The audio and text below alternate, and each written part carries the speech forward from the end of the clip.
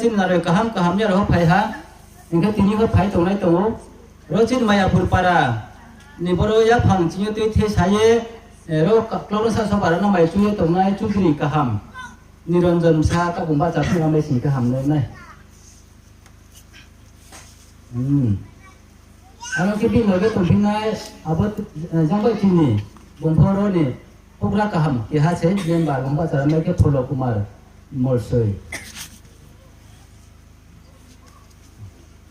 อาบินแค่อาบินเลยนำพี่มีอาชีพจุ่มพัดอะไรลูกนะ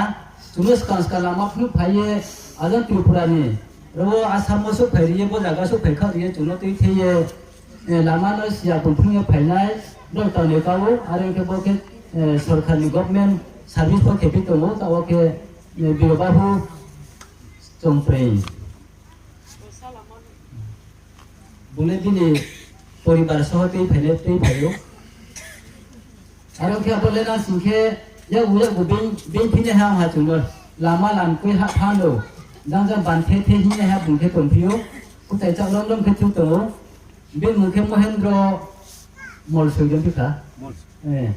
ผมพูดถึงเนาะเราเกินในสัลไปเสียบทที่ปราณีบางเทจุเราบอกคุณพายเรื่องสัลไปลามาลานกลัวอยากให้พายเขาเรื่องสัลไปสิองค์ตรงบอกยี่ยังแค่บอกด้วยแค่จังจินพนอเราไม่ใช่สิ่งที่ไหน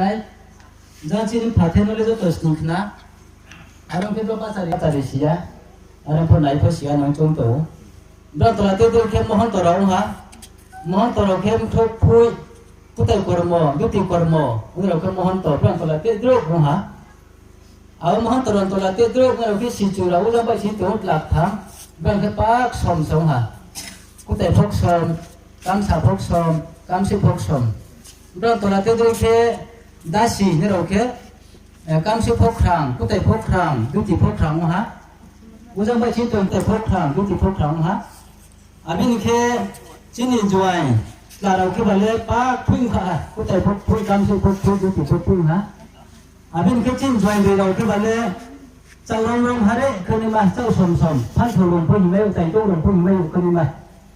เราแค่ว่าเลยจวยบริสุทธิ์ขาเราฮะเราแค่ชิ้นสนาตนบริสุทธิ์